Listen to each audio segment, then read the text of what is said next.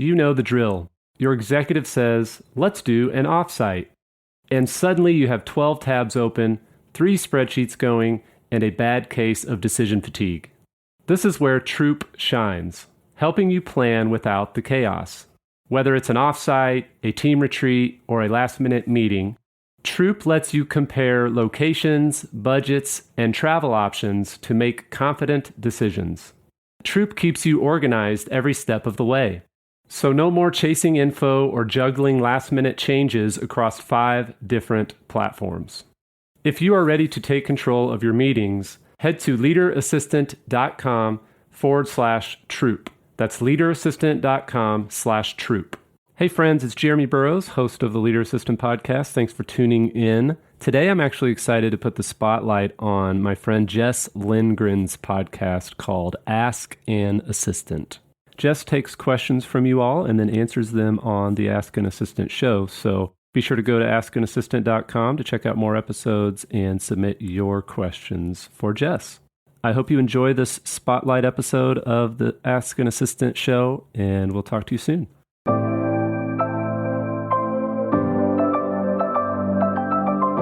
The Leader Assistant podcast exists to encourage and challenge assistants to become confident, game-changing leader assistants.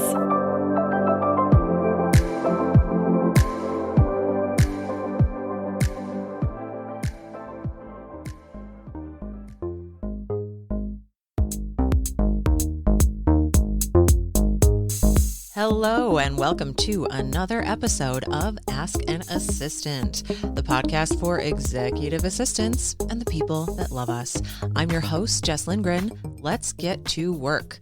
This week's question comes from esteemed colleague Rosa, who says, "Hi, Jess. I have just taken over, well, not exactly taken over. I have been handed the responsibility of taking over the planning for our company's holiday party. The person who used to be in charge of this has moved on to another role. I have no idea where to start. Help. What do I do? Party planning is not my forte. This is not something I have a ton of experience with, but I am open to learning. Any pointers and guidance would be appreciated." Rosa, I know I say this all the time, but I love this question. I really do. I love holiday party planning. I love any kind of party planning. I love party planning at home all the way through party planning for hundreds, if not thousands of people. And by party, I do mean more event planning than anything. Doesn't necessarily have to be a party. But today we are talking about company holiday parties, and it is presently early to mid-September. This might sound a little wild, but start now. Like truly, especially if you are starting from a place where the person who used to plan the party has moved on to another role, whether it's within the company, somewhere else. Get started now. Like, you would be surprised if you've never done this before. If you've done this before, you would not be surprised. You know that the prime venues are snapped up months, if not years in advance. Start making those calls.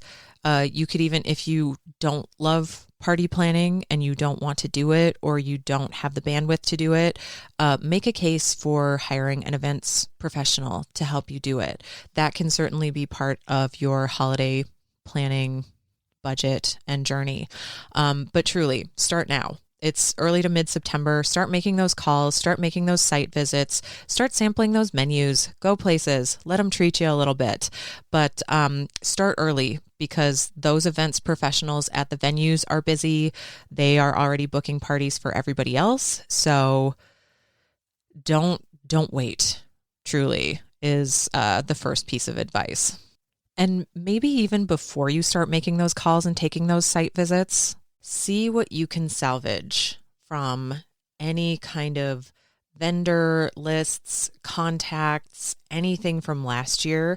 That's going to be the first place that you want to start. Hopefully the person who has moved on from the company, IT hasn't totally thrashed all of their files just yet.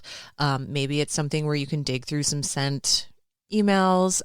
Maybe if this person had another person inside the company that they worked with on kind of a holiday party committee or whatever you might want to call it internally, start there. That is the very first place that you want to start. After that, what I'm going to recommend is that we go back to Ask an Assistant episode 14, which is the who, what, when, where, why of it all, and sometimes how. So breaking down a holiday party into those steps, the who, what, when, where, why, it really depends on your company. How many people do you have? Is it all local people? Is it people who maybe you have a handful of remote people? Is it something where maybe you've got folks spread all across the country and just a couple of central-ish office hubs? Maybe you have a New York, a Chicago, and a San Francisco. Is it something where you're a global company and you need to be in charge of or have input in several holiday parties? Really depends on your industry and the scope of your company. So I'm going to use a couple of examples that I am actually familiar with. So one of the roles where I was in charge of holiday party planning, I worked at a company called Anaplan. We had about 650 global employees at the time that I was in charge of doing the holiday party.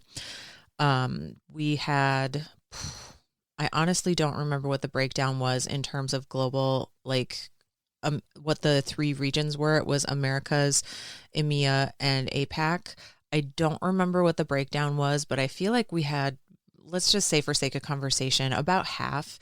So about 300 of those people, give or take, were based in the United States, whether they were at the company headquarters in San Francisco, at our Minneapolis office. We had a tiny little hub in Chicago and a nice little hub in New York City.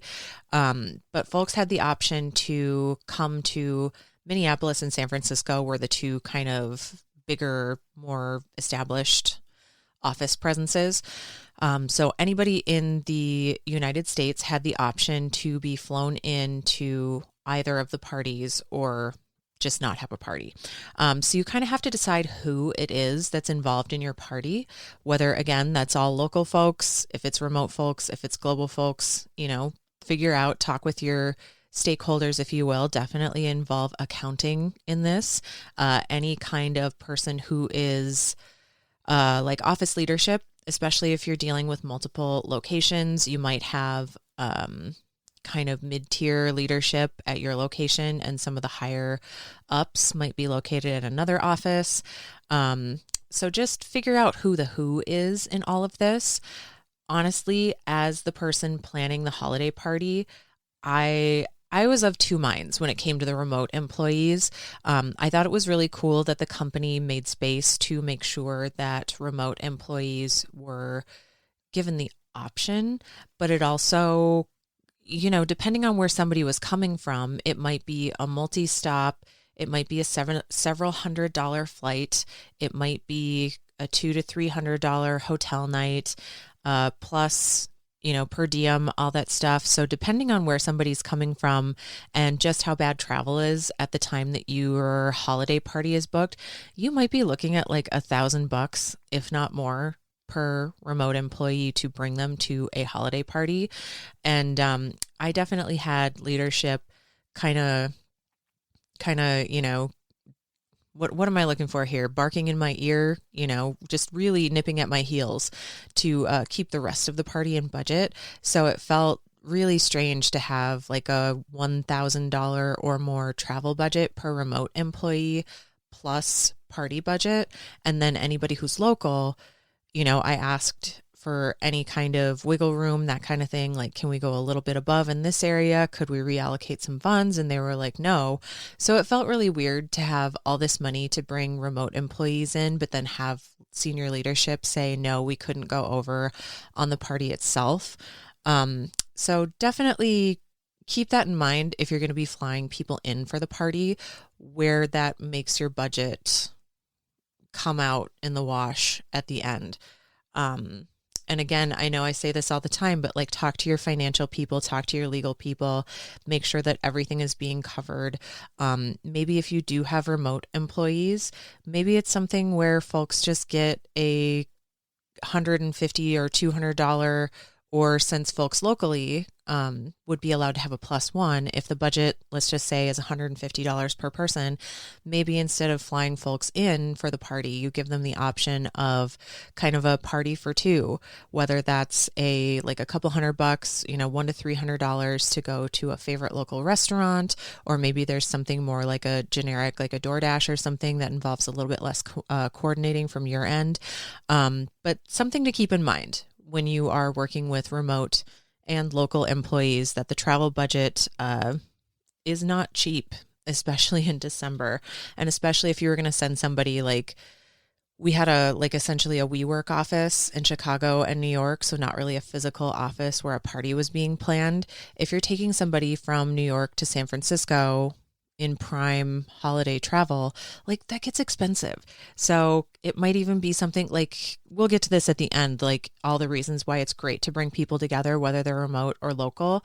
But it definitely should be a factor in your decision making. So just depending on your budget, depending on your leadership's wants and desires in terms of bringing everybody together, that's your who. Is it everybody? Is it just local folks? Something in between? Figure it out. Onto the what. It's a holiday party. There's definitely options. Anything you can do something kind of unique. Like if you live in an area where there's something really cool and interesting that happens in your area, whether it's around holiday time or another time of year. And this kind of bleeds into the when of it all. I touched on this a little bit. December is a super prime travel time. So depending on what it is that you choose to do, maybe there's some world-renowned performance art of some kind that happens where you are, or maybe there's some Michelin star chef, depending on what your budget is. It can be something super unique. It can be something kind of your more traditional venue, food, DJ, photo booth kind of thing, but figure out what it is that you want the theme to be, the tone to be, the actual bones of the party, and go from there. And even if you do end up being kind of the only person who is in charge of making the party happen, definitely get some feedback from your local leadership. Because it's tough to be the only person making the decisions and then have folks not really like what you chose. So it's really good to get some of that input, and folks know their teams, they know their spouses or +1s, people that might be coming, and what they might like to see out of a holiday party. So moving on to the when, again, December, it's peak time. It's time where kids are off school, things are ending early. It's dark super early for a lot of the country in the United States. And if you live in Europe, you're pretty far north, it gets dark super early. So figure out when it is that you're going to do it. December can be very expensive. December is also very full. So you might have a hard time getting buy-in from people if you pick a Friday night in December, but you might also have a lot of really disappointed employees if you don't pick a Friday or a Saturday night in December. So just, do your best. You're never going to get 100% buy-in. You're never going to get 100% of people super thrilled with the who and the what and the when that you chose. But just do your best, send out a little poll. Hey, these are the dates we're considering. Does this work for you and or a +1? It can really be more expensive. It might also be something though, where you have to spend the money during the calendar year. I don't 100% know how fiscal year budgeting works, so I'm going to look into that for a future episode. But just depending on how your budgeting works, it might be something where you need to spend that money in December before the year is out, or it might be something where you can kind of fudge things and move it into the next year. January, you're going to have a lot more choice. January is typically a very slow season for a lot of service industry professionals, something where you could really have your pick of restaurants, event venues, pretty much any day of the week. And your employees might really appreciate being able to do something to, celebrate the holidays, but also kind of the start of the new year. So again, definitely poll all of your people, make sure that you're covering your bases as well as you can.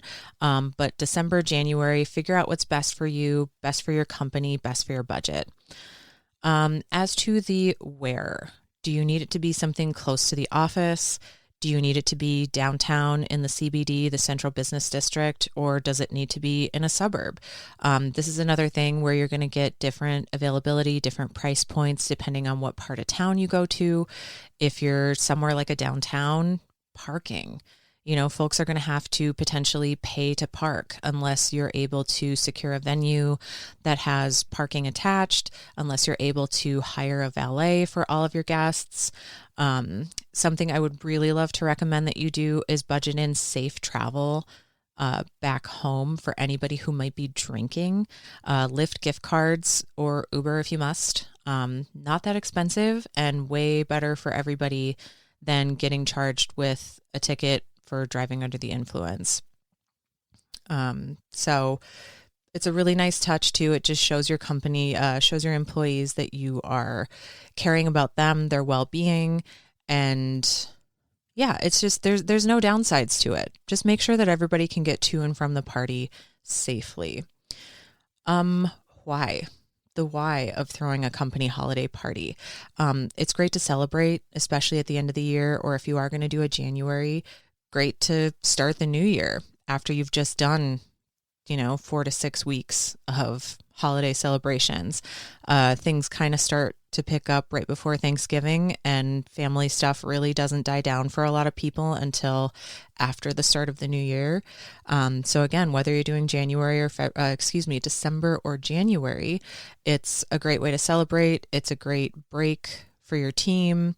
It's good team building. It's just great for everybody to get together, especially if you do have some of those remote folks who are going to be flying in, people that you might see a lot on video calls or once in a while when your department gets together. Having everybody together over the holidays, it's great for team building, great for communication, great for building those relationships at work and outside of work, if that's what you're into. It's great for staff retention. It's a total bummer to be especially using Anaplan again as the example that I know. So it's the example I'm going to use. Anaplan, at the time I was there in 2014 to 2016, it's a SaaS company, software as a service. And it was the first time I had actually worked in a SaaS environment. And it seemed very, very par for the course that you would have a big blowout Christmas or holiday or end of the year celebration in some way, shape, or form. So that can really be a bonus for people as they choose to work at your company and stay at your company. It's a drag to hear that a company maybe isn't doing well enough, maybe didn't set aside any budget for a holiday celebration, especially if you have friends and colleagues who have moved to another company kind of in the same industry. And definitely a nice touch for folks. Not a make or break kind of thing, but definitely something that I think a lot of people really look forward to. It's something that, where your company and or your individual department, depending on how you all roll, can use the holiday party as a way to create traditions. Something where every year everybody from the sales department goes out before the holiday party or something. I don't have a great example off the top of my head, but it can be something where there's just a traditional, maybe you host it at the same venue every year and then you get different entertainment, different food, or you have the Dundies, using the office as an example. You have a little inter-office, either it's the Office Olympics or the Dundies, some kind of superlative awards for people. Definitely a lot of options for you to create traditions. And that's something, again, that ties into team building, whether it's for your department or the company as a whole. And it's also a really great time to foster some community engagement. Over the years, I have done Toys for Tots drives, and I think if I'm thinking of the right organization, I think Toys for Tots is the one where like you can even have a Marine come to your event. Like if you're raising, bringing in enough toys, and if your local Marines troop chapter, pardon me, Marines for not knowing, regiment, that might be the right terminology there. But it is something where you can have a Marine come to your event to collect the toys. You can use it as a fundraiser if you don't want to do like Toys for Tots or something like a food drive where you have physical items that you have to take care of. A lot of nonprofit organizations make it so easy these days to just get in touch, set up a link where folks can donate. And that's definitely something where you don't even have to be part of the company to donate. If you have friends or family that are really invested in whatever cause it is that your company chooses to support, whether it's some kind of bigger overarching charity like the Red Cross is a big one. I really love World Central Kitchen. Chef Jose Andres does some really wonderful and impactful work in areas that experience extreme weather, like hurricanes, tsunamis, earthquakes, that kind of thing. They're also doing some really incredible humanitarian efforts in Ukraine and Gaza. So just some really great organizations that you can get in touch with. They'll help you set up either whether, if you need a private link for your company or organization to be able to track how much it is that you have contributed, or you can ask folks who donate to dedicate it to a certain name or in memory of a certain person. You might also pick somebody inside the company, like maybe somebody.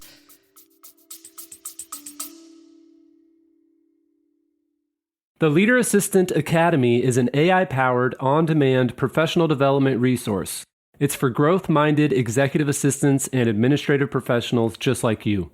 When you enroll in the Academy, you get access to the Leader Assistant course plus streaming access to the audiobook. The course includes video lessons for each chapter of the Leader Assistant book, as well as the entirety of the Leader Assistant workbook study and discussion guide. Additionally, you get access to my exclusive Academy newsletter where I share thoughts on the state of the administrative profession, behind the scenes of my business, and sneak peeks at upcoming projects. Your enrollment also includes a one-on-one 25-minute coaching session with yours truly. But my favorite part of the Academy is the AI agent, which I've named ACE. ACE is the only AI agent on Earth trained on the Leader Assistant book, workbook, course, and Academy newsletter. So if you need guidance at 2 a.m. on a Thursday because you have a big meeting coming up with your executive and you want to ask for help, you can log on to the Academy, interact with ACE, and this AI agent will help you along your journey, guiding you to specific resources that are actually helpful in that moment. To find out more and enroll in the Leader Assistant Academy, visit leaderassistant.com/academy.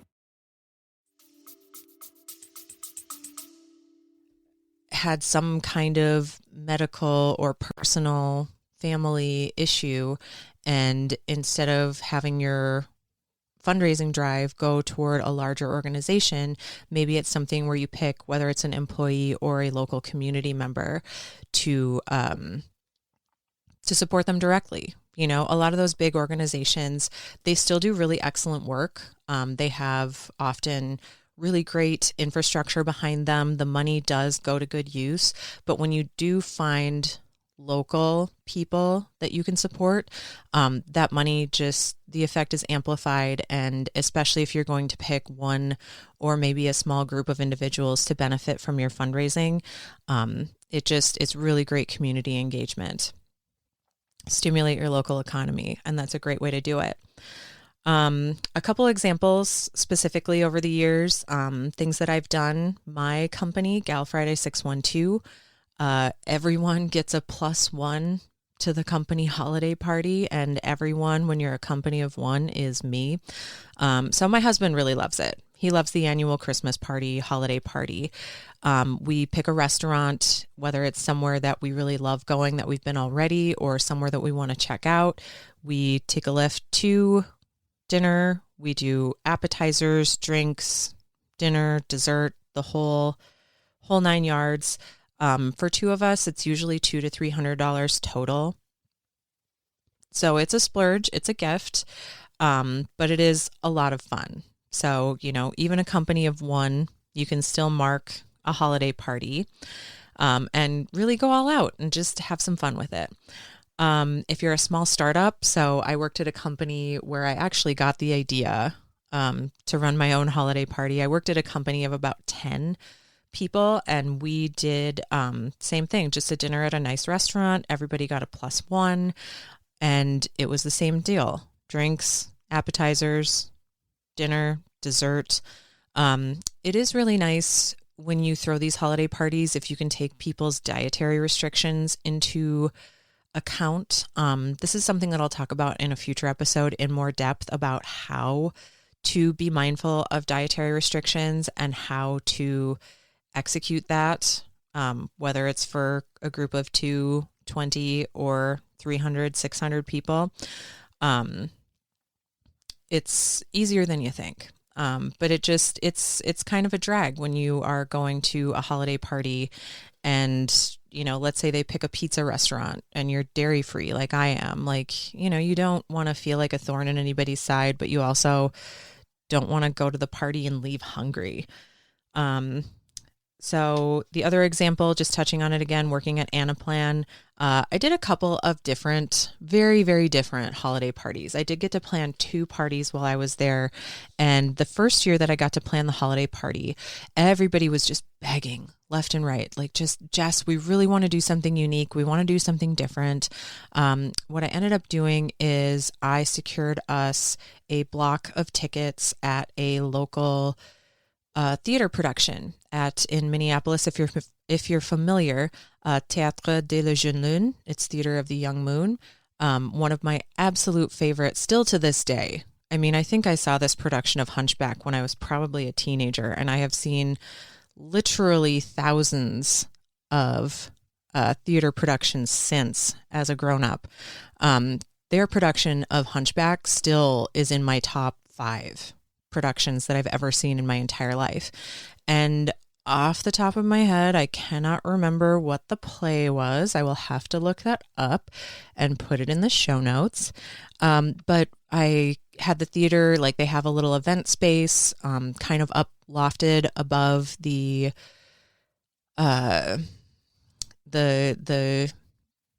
what am I looking for here? Not the stage. It's up above the seating area. They have a lofted area where you can do catering before and or after the show.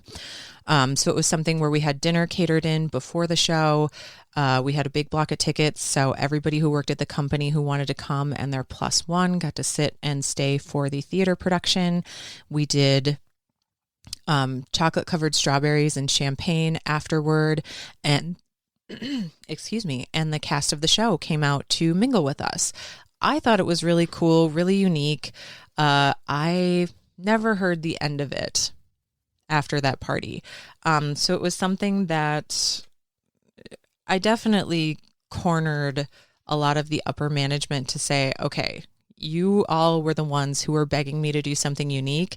I did something unique. It didn't go over well.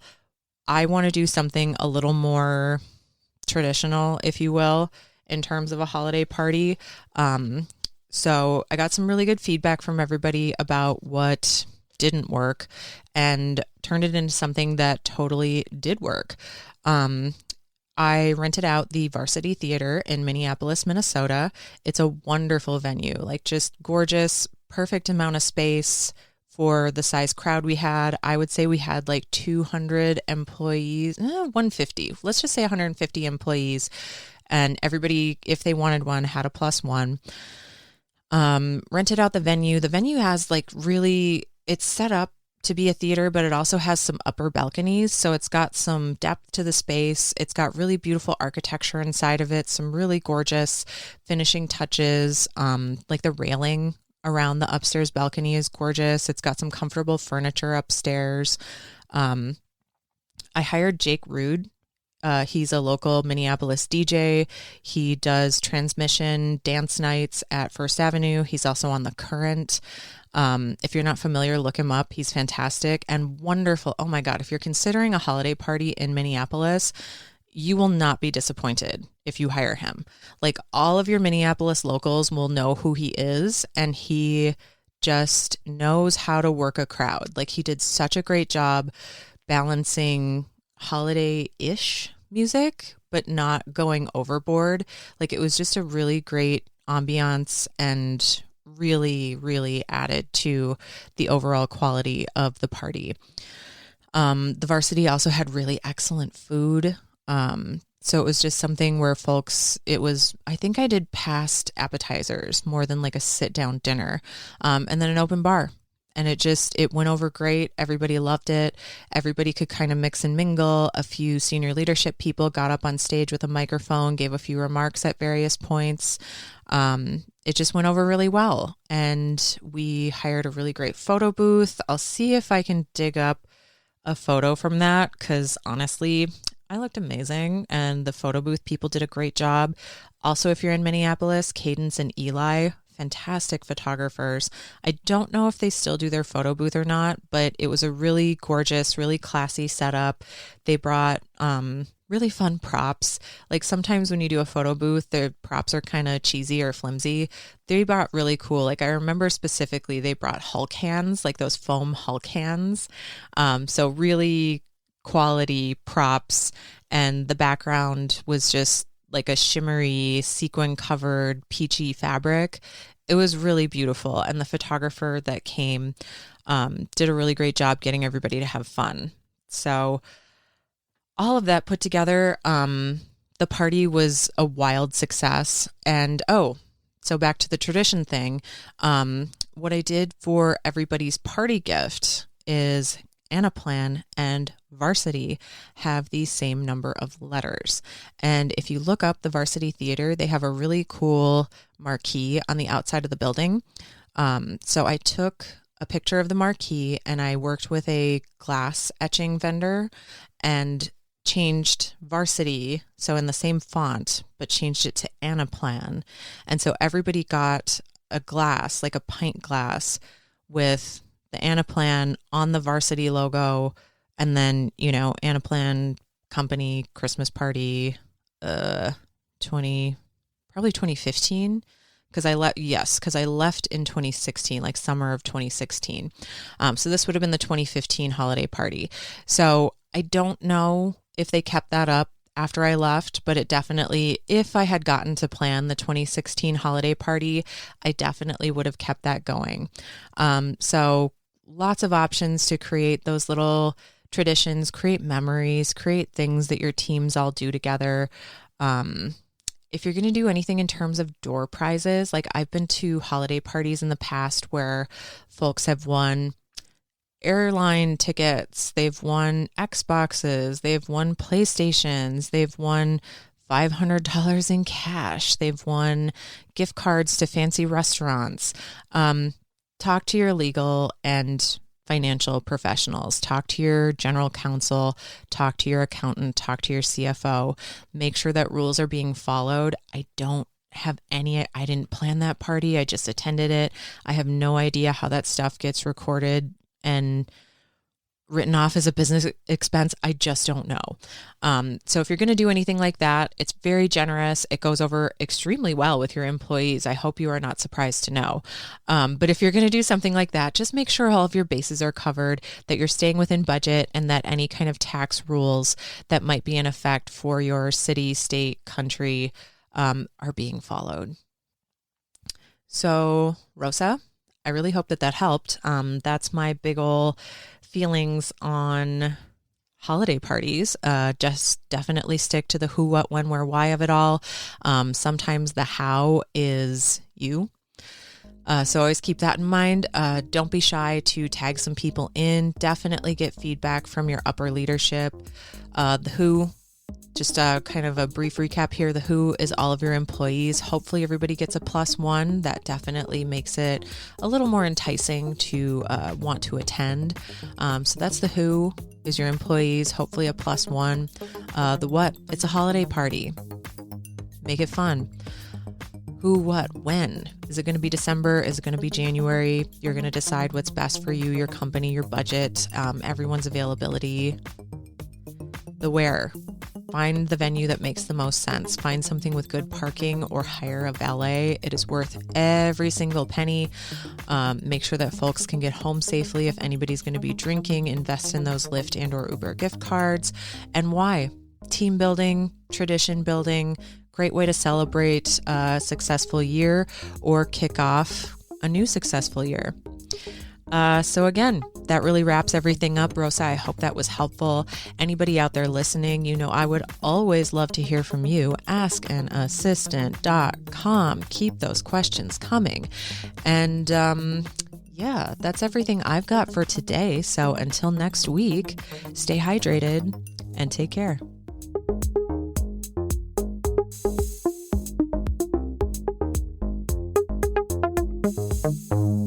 You're listening to the Leader Assistant Podcast.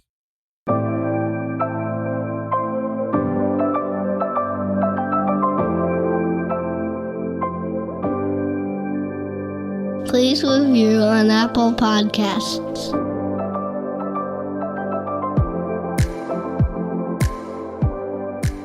GoBulls.com. The ping-pong back-and-forth game of manually scheduling meetings is unnecessary and inefficient in today's automated world. It's time to embrace calendar automation for increased productivity and capacity. You Can Book Me by Capacity is my favorite automated booking solution. It's a game changer for me and my executive. You can manage scheduling for your entire executive team, send automated reminders, add buffer time between appointments, and much more. You Can Book Me integrates with your existing Microsoft and Google calendars so you can add automation without disrupting your current workflow. Go to leaderassistant.com/calendar to learn more and sign up for a free trial of this powerful scheduling automation tool. That's leaderassistant.com/calendar.